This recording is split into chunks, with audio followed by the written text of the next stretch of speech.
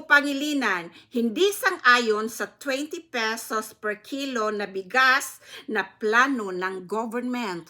Bakit kaya? Before kayo ma-high blood dyan, pakinggan natin ang mga reasons ni Kiko Pangilinan or ex-senator Kiko Pangilinan. Ano yung mga reasons niya bakit hindi siya sang-ayon? But before we will discuss that, paki-like naman ng video na ito at much better kung mag-subscribe kayo.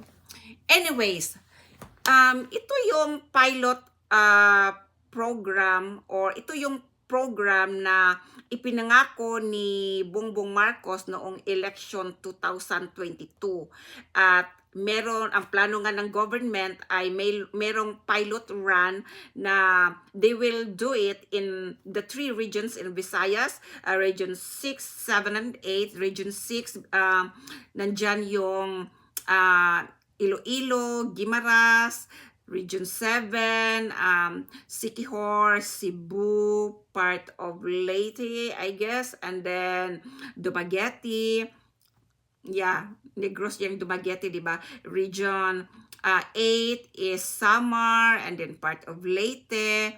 So, bakit kaya ito lang tatlo? No? Sana lahat na kasi bakit? Hindi ko maintindihan bakit tatlo lang. But anyway, sabi nila, pag successful daw ito, yung pilot run nila, it will go nationwide naman daw, sabi ng government. And if successful, then this program will end until the term of or the end of term of President Bongbong Marcos on 2028. So, bakit hindi sang-ayon si Kiko Pangilinan nito? Sabi niya, instead daw na maging 20 pesos per kilo yung bigas, dapat daw merong sapat na support yung government para sa mga farmers. Kasi daw, ang problema daw talaga, bakit hindi bumaba yung presyo ng bigas? At sabi nga ni Kiko Pangilinan, ang reason dito ay hindi sapat yung supply ng bigas. So guys, babasahin ko ano yung sinabi ni Kiko Pangilinan. At kung gusto niyo naman basahin yung whole news, punta kayo sa GMA News. So nandun sa website nila. So ito yung sinabi ni Kiko Pangilinan, mga kababayan.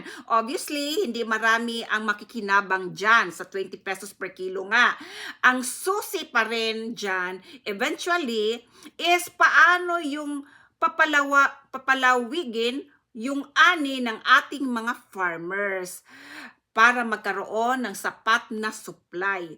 Kasi hindi bumaba ang presyo ng bigas dahil nga kulang ang supply. So, in short guys, mga kababayan, para kay Kiko Pangilinan talaga, ang reason bakit hindi bumaba ang presyo ng bigas dahil kulang ang supply, more on demand. 'Di ba? Ganyan 'yan sa economics, dapat more on supply at tapos low ang demand para bumaba yung price. Pero sa Philippines iba, more on demand tapos less ang supply. Tapos sabi pa niya, for starters, at least may mga makikinabang. For starters daw, merong makikinabang sa 20 pesos per kilo. Syempre naman, di ba? Sinong hindi matutuwa sa 20 pesos per kilo? Pero ang problema kasi dyan, hanggang kailan yan? Tapos, kawawa naman yung mga farmers kung ang presyo na kuha sa kanila ang baba, di ba? So, sabi pa niya, pero I think it's a stopgap measure. We must be able to address yung root causes.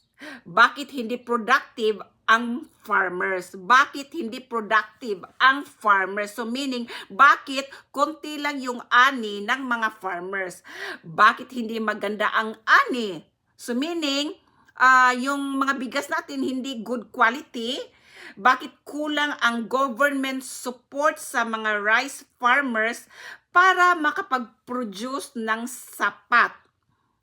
Yun talaga, 'di ba? Bakit nga ba kulang ang support ng government sa ating mga farmers diyan sa Pilipinas? Bakit kaya? At sabi pa niya, yun pa rin ang pinakasusi. So, yun talaga para kay Kiko Pangilinan, ang reason po talaga bakit kulang rin ang harvest or ani ng mga farmers dahil nagkulang ang government sa pag-support sa ating mga farmers. Kanya na dapat kung ibaba yung presyo ng bigas, hindi naman daw yung 20 pesos per kilo lang, kahit 30, 35, 40, 45, less than 60 pesos daw.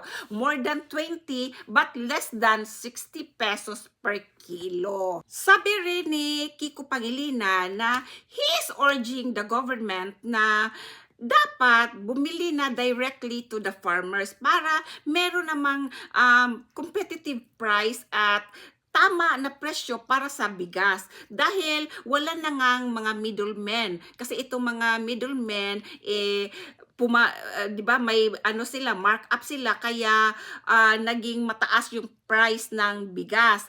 At sabi rin niya, he is urging the government na merong sapat na batas para dito, lalo na dito sa mga sinasabi nilang economic sabotage. Kasi ito daw mga middlemen patong ng patong sa bigas kaya tumataas yung presyo, kuha nila sa farmers hindi naman hindi naman ganyan kamahal, tapos nagma-markup sila, grabe yung markup nila.